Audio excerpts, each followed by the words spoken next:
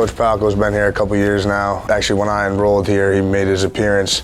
I just remember, the news Coach Franklin broke to us, telling us that we were going to have one of the best coaches. Got to give him a little prop. We hadn't had a guy in a 2-minute drill go catch a 60-yard seam, and then 7 seconds on the clock go catch the game winner in I don't know how many practices or years, and nobody said a word about it. Once again, I think the thing that was cool for me to see was how your teammates missed you and how not having you there affected us. It's not just about football. It's not just about the X's and O's. It's about you and, are you going to grow? Are you going to continue to grow?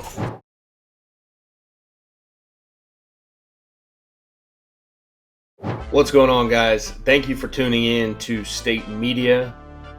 I just want to let you guys know this is all made possible because of Family Clothesline. The crew down there does a great job, super supportive, and we can't thank them enough for their partnership. Make sure when you guys are in town, check them out. Got the best gear, freshest stuff, always up to date, super creative. And again, thank you for tuning in. What's going on, everybody? It's Andrew Rappelyea, your host of the Lions Den podcast, and excited to be back here. I had a great one last week with Luke, and today we got Coach Bob Palko. It's a pleasure to have you. If you wanted to say anything you got to say. Appreciate you having me. Yeah, I was shocked that you had a bit surprised with the text. Anything I can do to help out, and hopefully we can make this a good conversation. 100%. So, just to start a little bit, Coach Palko's been here a couple years now. Actually, when I enrolled here, he made his appearance. I just remember, the news Coach Franklin broke to us, telling us that we were going to have one of the best coaches. Pittsburgh, got to give him a little prop. Yeah. One of the best coaches in Pennsylvania area to come and, act as almost like a father figure to a lot of us guys. So, Coach, what is your labeled role in the... So my title here at Penn State, and this is season number 3 for me. Yes, sir. Is Director of High School Relations. So that entails a whole lot about, 100%. Developing. Basically, it's with players and player development, and from anywhere from the field to the weight room to the a lot of things outside of football. To the things outside of football. They had you hanging TVs in some apartments, didn't they? Yeah, I've hung a few TVs, and I've gone mattress shopping with a couple guys, and so we've done. Yeah, we try to get it all in, and anything you guys need to help you be successful is really what we're attempting to do here. 100%. And I think that just to touch on it a little bit, so you were obviously before your Penn State experience, so you've had a couple years under your belt now, and I'm excited to ask you a bit more about it. But what was your record as a high school coach? I don't know what my record is. I was never into that. Generalized though. Come on, give us something. We won quite a few games, but more than anything, it was the championships and the things that we went that the kids and the program we developed. So I spent probably 9-10 years as an assistant coach before I took over a program at my alma mater, which is 100%. West Allegheny, and I spent 24 years there as the head coach. Left there and spent 4 years at Mount Lebanon High School. I gotcha. Yes, sir. So yeah, we were successful at both spots. We've won 9 WPIAL championships in that. We've been to 4 state championships and yes, sir. Won 2. And so you've been on both sides of that. 100%. The good, the bad. How to start a program, how to maintain a program. 100%. And it comes down to people and kids. Yeah, 100%. And understand that. So yeah, the success and all-star games and all that stuff has been great, but yes, sir. you do this for people and for kids. 100%. Yeah, and that leads me to what I was going to ask. Would you say that your time, especially being such a successful coach for such an extended period of time, and for these young men, just working with them, disciplining them, being almost like a second father to them in many ways, would, not, shouldn't I say would, but would you say it helped, kind of mold you and kind of give you the expectation of what you were going to do coming in here? Those relationships with those kids in high school, I can only imagine, you know, it's pretty similar here. Obviously, you're just dealing with a lot older. Yeah, it's just a little bit. Yeah, you're just a little older, but it's football. You know, that's the 100%. beautiful thing. You know, whether it's high school, whether it's college. I mean, you know, there's a lot more money up here. You know, there's a lot more money involved in this particular, you know, this level of football. But, you know, but for you guys, I mean, you know, you have the same problems and situations that the kids I've coached in the past have had. So, you know, it's all relative. You know? I can definitely relate. I do remember being I'd say my first high school when I was kind of what you were more used to, Friday night lights, you know, a lot of people coming out to the games before I was a prep student, you know, kind of talking a little bit about my first high school experience. You know, I just remember it was kind of, you know, coming here now and thinking about the past experience, you know, when you relate a lot about how, you know, what camp days are like here, what camp days are like then. And, you know, you have those guys who are struggling and, you know, going through it, who need that kick in the butt and that, you know, pick me up. And I think that, you know, just seeing how things have changed from a player's perspective, just like the discipline's going to be a discipline. You know, you make a mistake, you know, you got to, obviously we have our form of handling what you got to handle. But I just think that, you know, I would have expected it, honestly, for you to be a bit different coming in and be like, you're dealing with a lot older guys. But the reality is, I just think that, you know, you're a man on a football team. You have a head coach that you respect and that you play for. And, you know, just being able to be coachable and be, you know, being able to be understood and making sure that, you know, when you're in high school, you're going to make mistakes, but it's going to be the same repercussions of how you would be in college. You know, it's whatever, a couple of years. But understand, it's still the same thing. It's about, you know, it's about the experience, right? And the you know, you're educating all the time. Whether it's a school, this happens to be an extracurricular activity. You know, in football being kind of important, you know, it's a great venue to help people like you, turn into, you know, quality men. And where did you, not to shift completely, but where did you, I know you had your son was quarterback, Pittsburgh. Yeah, I have 3 children. Played in the NFL. My oldest son he played at Pitt, like 02 to 07. And then he was in the league for 5 years as a quarterback. My middle son he was an All-American at wide receiver at St. Francis in Loretto, Pennsylvania. Yeah. The mid-major stuff, and had a great career. He's now 16 years an NFL scout.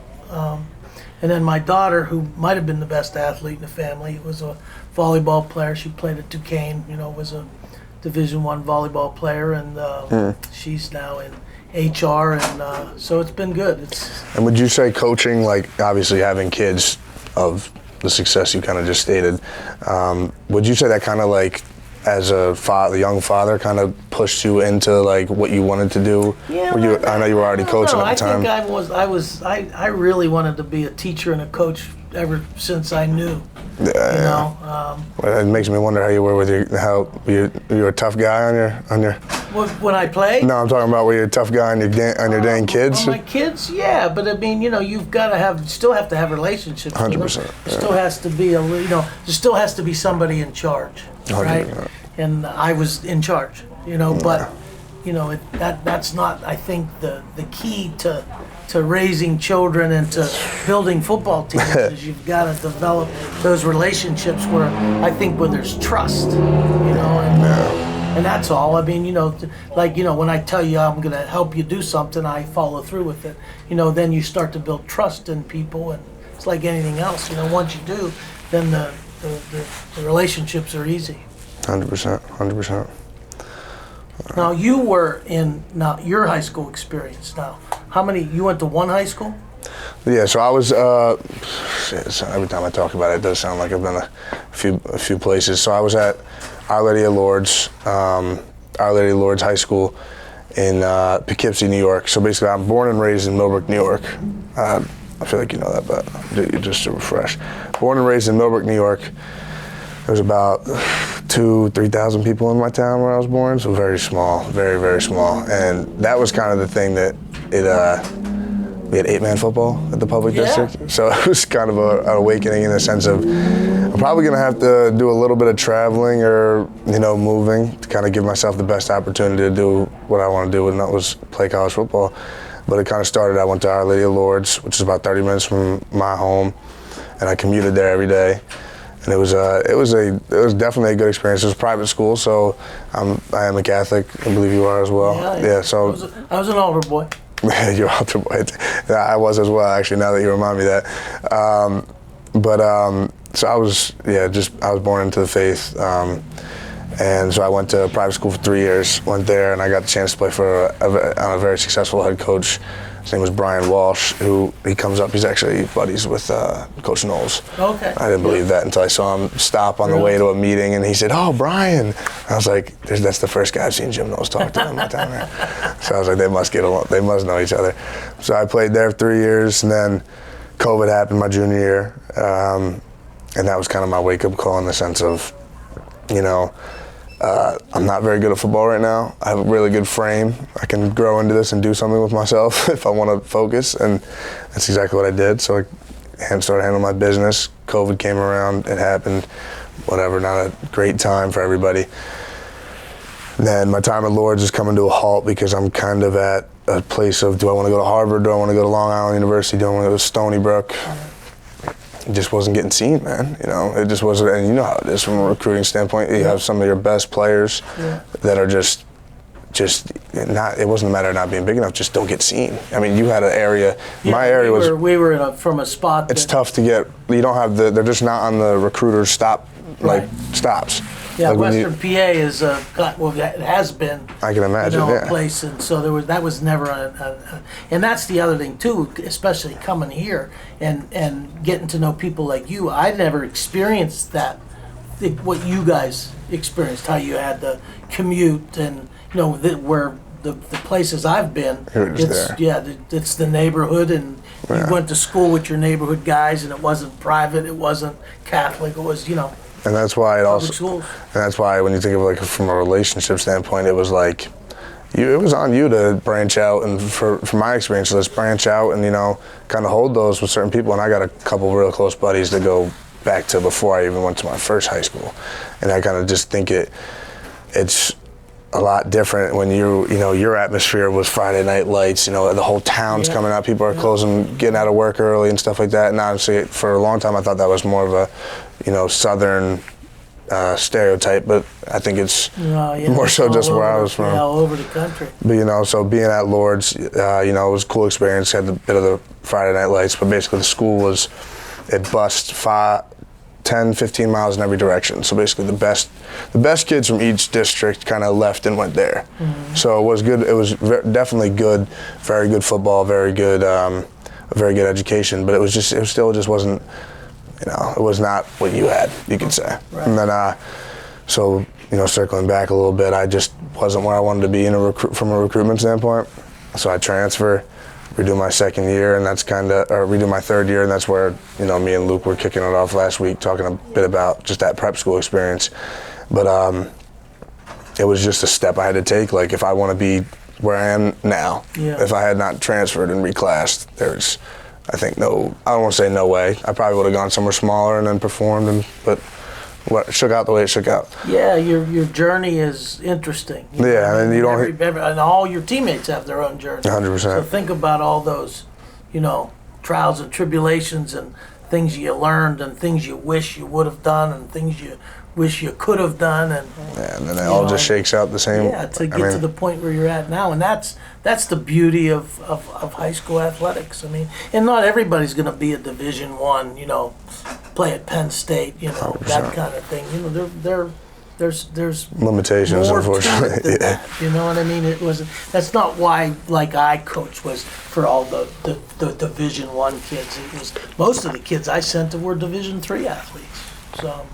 And I think that's also another thing that when you talk about just the difference in, obviously high school and colleges, you have your experiences from high school. I'm sure you still have yours in the back of your head from when you were playing. I didn't want to say back in the day. I almost did. I didn't want to say. But just how, you come to college and the reality. My coach always was just telling me, just enjoy high school because it's never going to be the same. My brother told me that too, and I was just like, man, I'm going to Penn State. What do you mean it's not going to be the same? It's not going to be. Yeah, definitely not the same. And I just think that some of those things, if you want to hit on it as well, just like you're in high school, and because those are some of the kids, like some of your best friends you're playing ball with, and they're not going to play at the same level as some of the guys who are going to play at the same level. Some of them are going to hang it up and go in a different direction. And I just think that, I think it makes you almost appreciate everything on the field even more, because you're, at the time you're playing with some of your best buddies who, whatever, they would understand what you had going for you, or whatever, you're going to go play high-level football next, and they were going to go be a student somewhere, and not saying anything with that, but we're going to go get a but it was attack the areas. But again, to me, it wasn't about the success of the kids athletically. It was more, these are life lessons we're teaching. 100%, and that's where it's probably so different for you now, compared to not so different now, but you went from really instilling like a foundation into a lot of kids to now just trying to remind them of what their foundation is. Yeah, but the thing about it is it's the same, you know what I mean? And it looks the same. It feels the same. You can tell when, somebody is, has a lot on their mind, or they need to talk, or they thought maybe this was going to happen, but now this happened, and now they got to change the way they look at things, and that's still life lessons. You know what I mean? At the end of the day, it's still life lessons. And you still got to be there for the kids, and you still got to be there to help them get through those times, because, if everything was easy.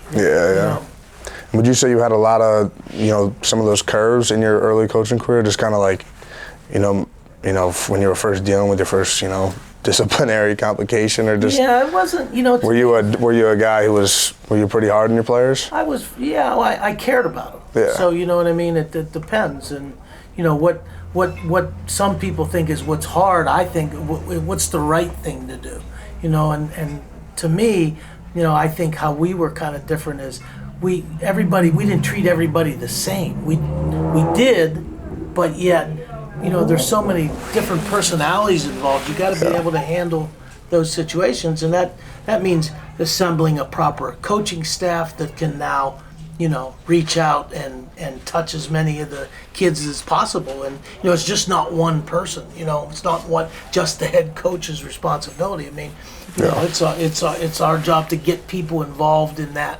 And that's why your adjustment has probably was just like that. It was simple. Just you were just threw on a different piece of apparel, and it was yeah. And would you say that's been like a big thing for you? Was just the, you said you love the coaching, you said you love the football part of it, but would you say? Yeah, I don't have as many responsibilities football wise, where I'm not doing the X's and O's, but the game of football and being at practice is the same. But what it is it's you just, it's a different role, it's a different avenue. This is my job. I got to try to do it the best I can so that we can help Penn State.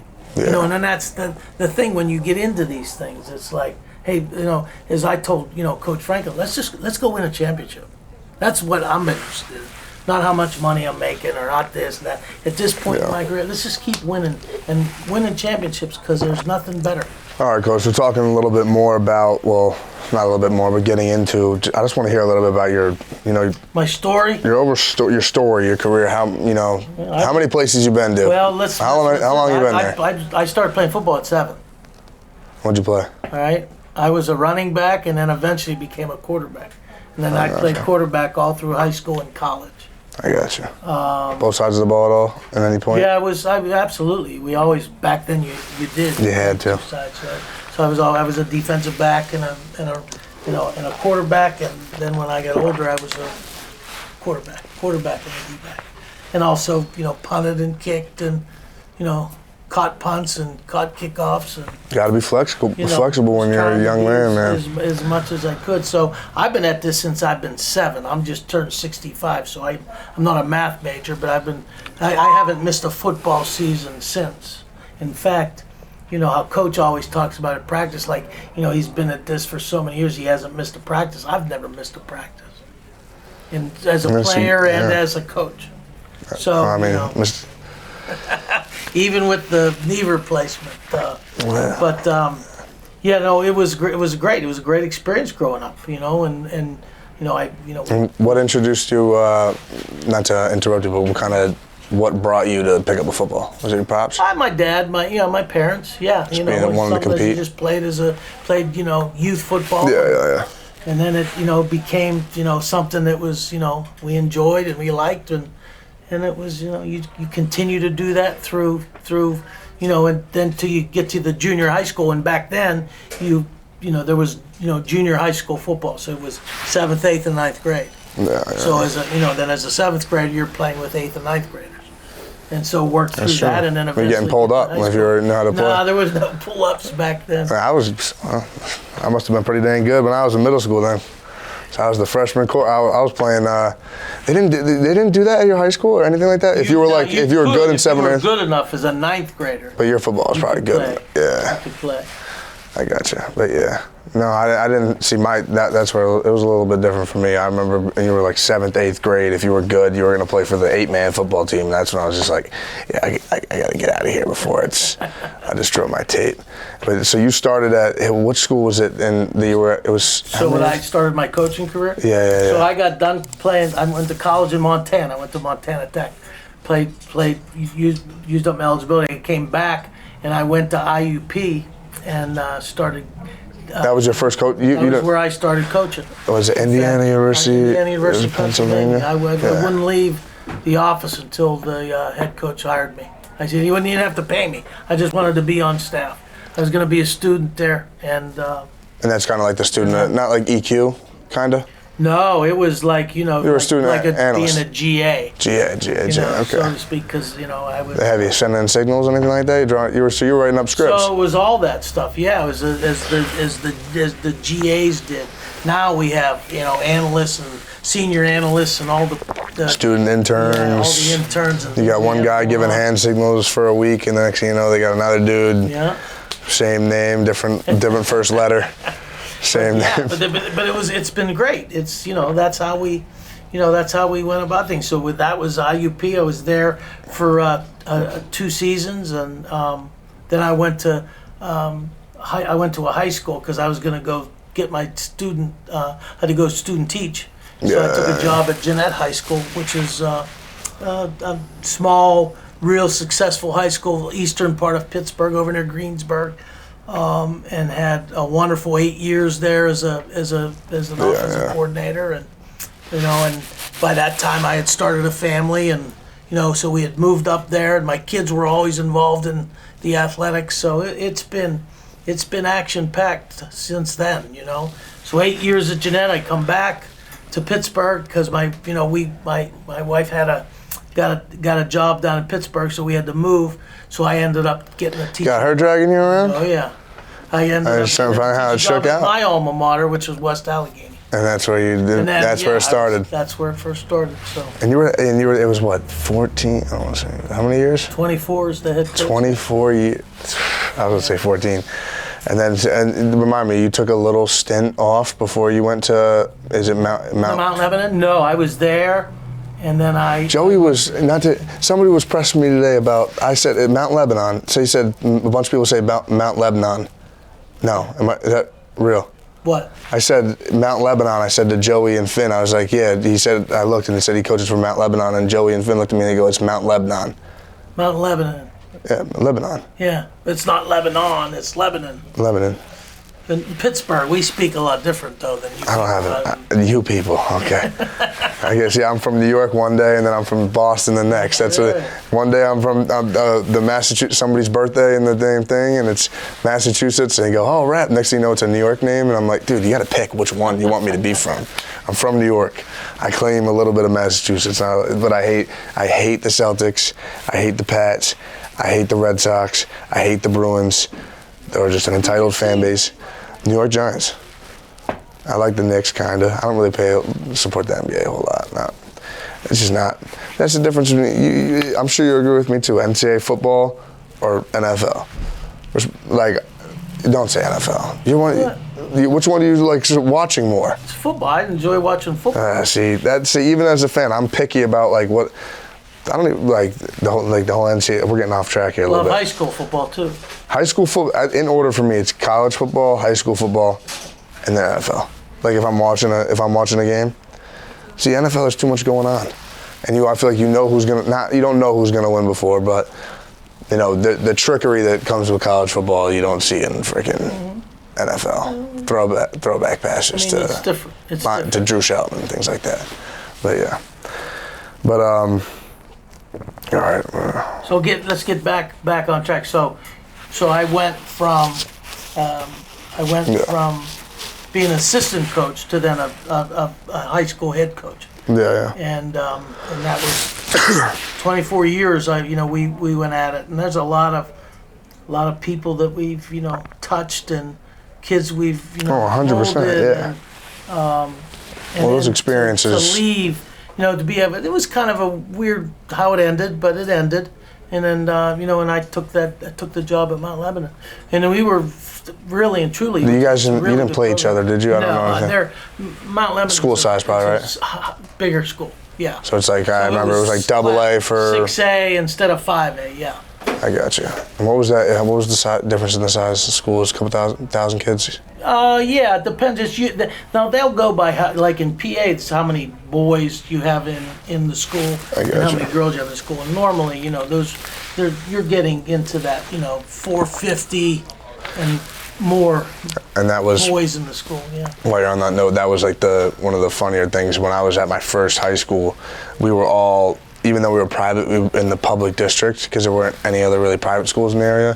And then like they had I don't know if you know Stepanak, Iona Prep, those schools. They had like the high level Catholic schools that had like, they played in the Catholic League, Cardinal Hayes, I'm trying to think, there were a couple others, but they played in that Catholic League. If we had played in that, we wouldn't have gone too well for us. But basically some of like, obviously played AAU basketball, stuff like that. So all my buddies, we played on those spring teams, but they would all go to different schools, or be just the chatter between school to school, district to district, knowing like we were never going to get the chance to play these guys. Yeah. Just because they were AA. See, that's the thing that's really different, I think, coming from Western PA as opposed to where you're from. Where you went. Or culture. To a private, where it was like we played like the neighboring schools and they probably got I can only imagine. That's what we were accustomed to. And that was like the public stuff that would happen. The public school, like that's what happened at public schools even in Massachusetts. So it was like prep school. The track and field got more fans of the damn game. And does that still bother me? Yeah, you see a little. Shouldn't, yeah, just said it, yeah. Does that still bother me? Hell yeah, it does. And it's more so just because, like, I think that outside of just like the whole, football as a player, just the spirit in football itself for like a school or like, not to get off track, obviously we're talking ball, but just it's just accustomed to. But nowadays it seems that we're so focused on. Getting scholarships and playing at the highest level. And that's also the phone and NIL era, though. How it's changed. It's I think really changed football. And I think that's like, just to talk a bit about it, like my brother. So I'm in 8th grade when my brother's like, I'm junior, getting ready to commit to college. Just seeing like the difference now, or even so it's slowly shifted, But even when I was a recruit in class of 23, my brother was 2017 or 16, I believe. Like that in itself, that 5-6 years was like a lot of change. But to now, like you look at now to like Andrew Olis's class coming in, 1-2 years difference, whatever. It's just like I feel like the appreciation, not to take shots or anything, but a lot of people are more focused on, what are you, going to school to get paid or going to school to, kids are more posted, or I heard a saying, I don't remember who it was, more worried about like, they talked about Colorado team 2 years ago, more worried about clicks than wins. I think that like that's a big thing with just the way kids. Well, it's different now. You got to understand that, and I think that comes down to now, again, your journey as opposed to Luke's journey, or as you mentioned, Andrew's journey. I mean, everybody's going to be different. We just happen to be able to do it here at Penn State. My journey ends up here. You know what I mean? So everybody has it different. But it's changed. The game's changed. The game it's changed. How the college game. I don't run the wing T anymore. That was my first offense. The wing T. It was not. They had like 2 pass plays. They they called it the 9 route, the 7, and then like the 1. I don't know if you remember 9, you go vertical, 7 was the deep corner. I remember faking the pitch, rolling out. I played quarterback in it. That's why when I was in middle school, faking the pitch, either running it through the A or B gap, lead block, had a lead blocker, or rolling out and throwing the same pass concept. Yeah, but no, the game has definitely changed, and I think that, I mean, obviously, like I said, you just see it class to class, and I think that for me, it's the locker room's never been as good as it is. I will say, like, just with, having a great group of guys, but you just see the difference in, like, I would tell you, I think the difference, that seems to be the difference this year is the leadership. I think we have a little more mature in the leadership amongst 100%. Yeah. Our veterans is impressive. Well, that's also what I think. Then you look at the positives to this transfer portal. Like, and I think that a lot of times in that there's, because I think that a lot of our guys who have really stepped up have also come from other schools. But you think there's always this light put to the portal. It's good, it's bad. People are going to leave, this and that. But I think that for us this year, especially, it's allowed us an opportunity to bring in some men, and kind of step in and fill that void. Not saying it was ever a drastic thing of not having the leadership we need, but you kind of just see that sense of poise that we have. I think on offense, and I really think on defense too. Defense more than anything this year is just kind of, you see those few guys who stepped up, and you kind of just see, like a lot of guys have to, have their talks pregame to kind of, get their message through to everybody, but you just see that confidence, I think, that you see out there when you see us play ball.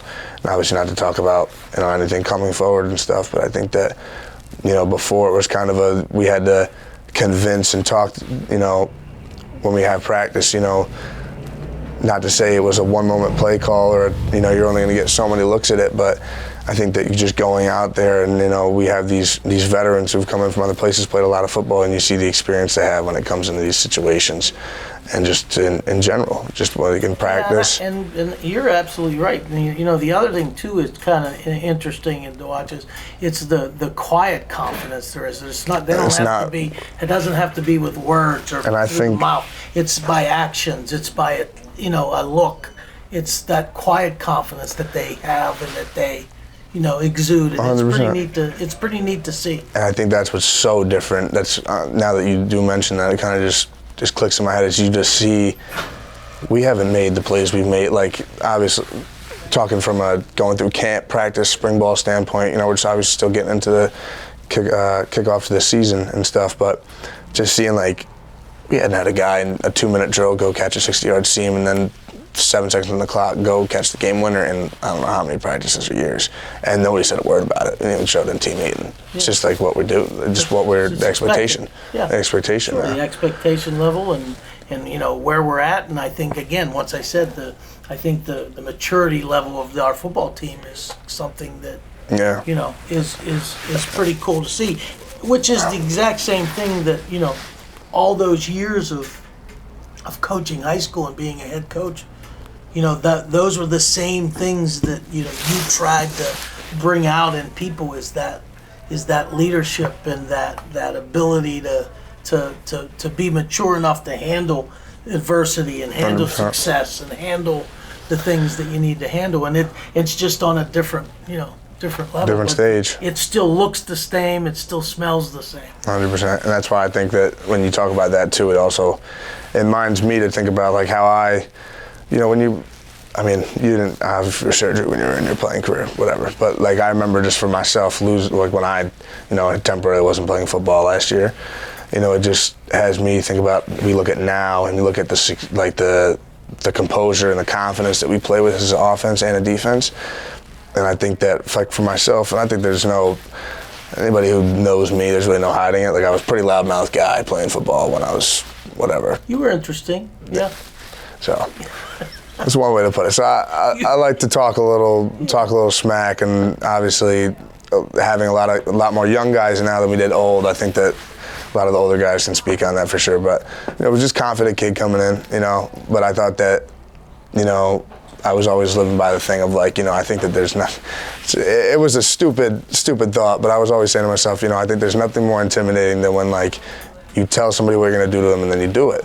And I think that was for myself just a young, immature approach to the game. And, tear my ACL, come back, not really thinking about, comparing myself to other guys, just worried about playing ball again. I think that for me, I see the other guys, this silent composure and confidence. Yep.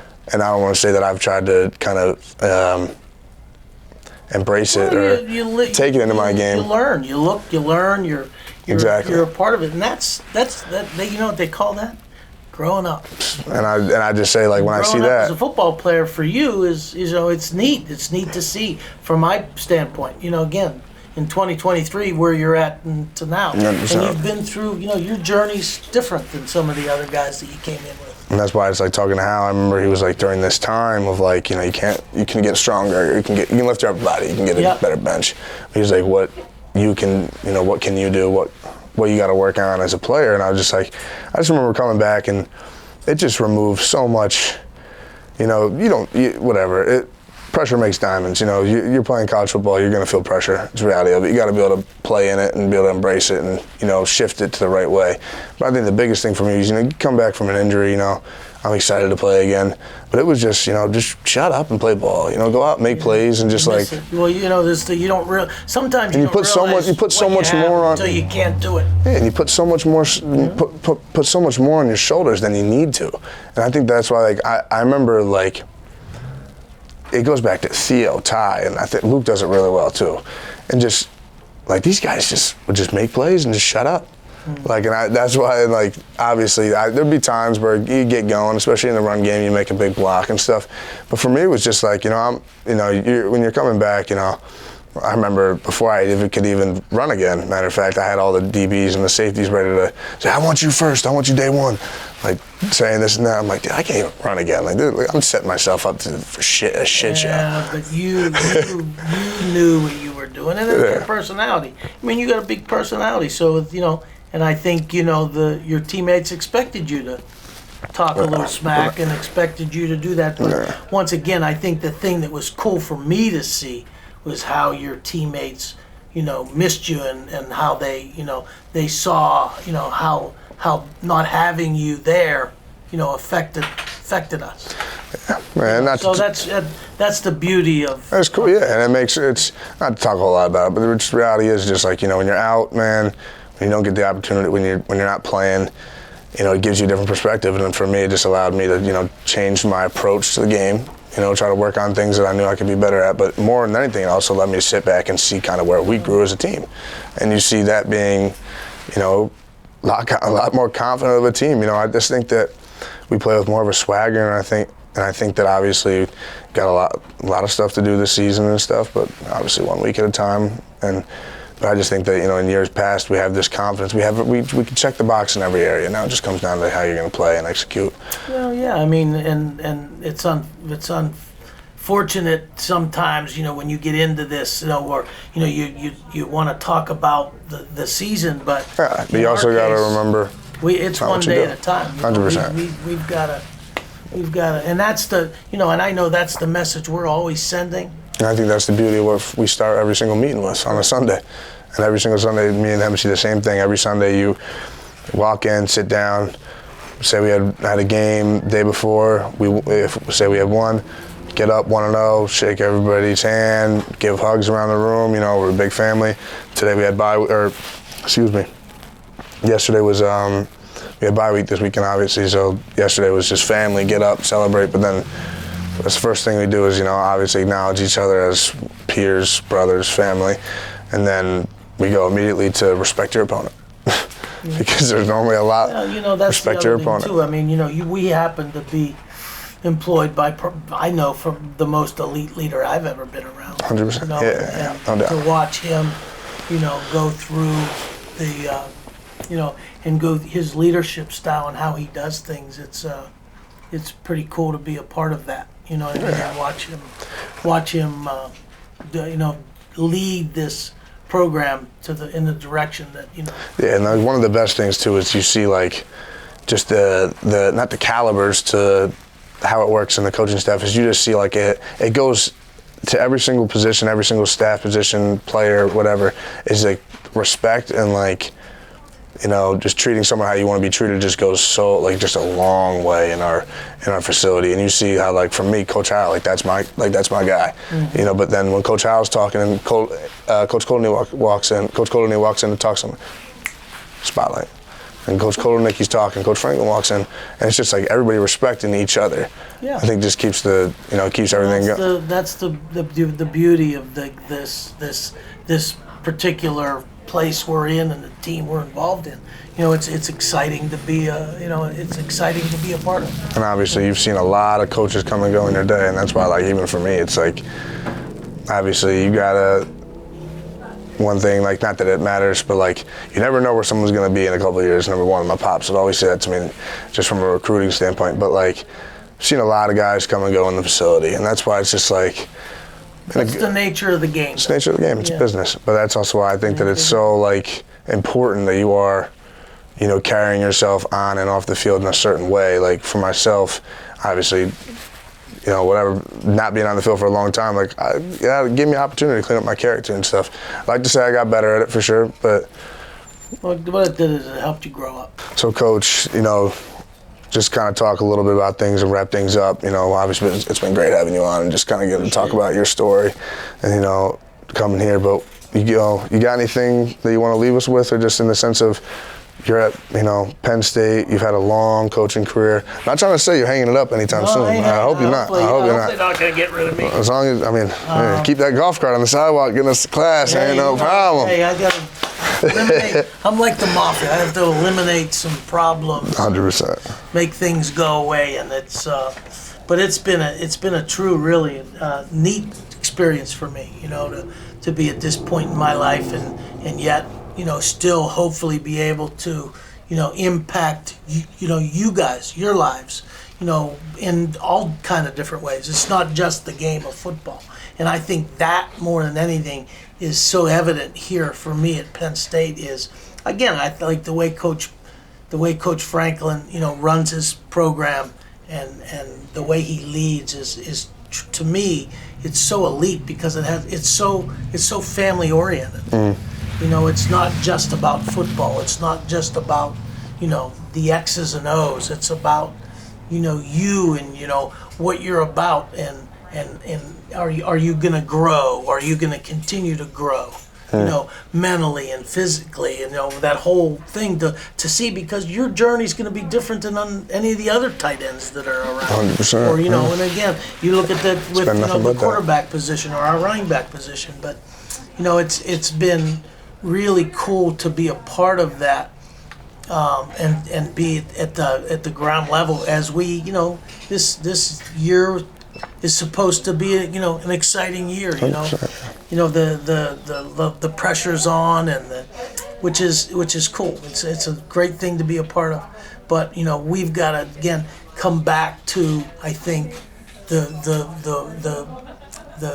morals and the way in which, you know, our core values that we have here, you know, I think to me are so important. 100%. Well, I can tell you for sure that, you know, being a player here 3 years now, just having somebody like yourself, obviously, to be able to come in and, you know, we never had a guy like that before you could go to with, you know, talk ball, talk about, you know, how the game's treating you, talk about how life's treating you outside of it. I just know that, you know, it goes a long way with a lot of guys for sure, and we're very appreciative of you, Coach. That. Yeah, I appreciate that. But, yeah, man, I mean, I don't got really a whole lot else. I just know that, like I said, we, you know, as a whole, it goes from myself saying it to every guy in the room, man. You talk about, you know, who's there and who, you know, you need something, you need a TV hung on the wall, you know, you want to talk about some wing tee football, man, like Coach Palko's there, man. Yeah, we can talk about a lot of stuff. 100%. But just to wrap things up, we want to thank Family Clothesline for having myself and Coach Bob Palko here. And I know that I really had a great time talking ball with him and, you know, a little bit about his life story and his experience coming here. So, Coach, if you got anything you want to say, but I think that's all we got. I appreciate it, man. Thank you to Family Clothesline. Family Clothesline. It's, I do enjoy coming through and shopping in this. Yes, sir. Yes, sir. It's a good spot. If you need your Penn State gear, you know where to go. But thank you guys. We appreciate it. Appreciate it. Yes, sir.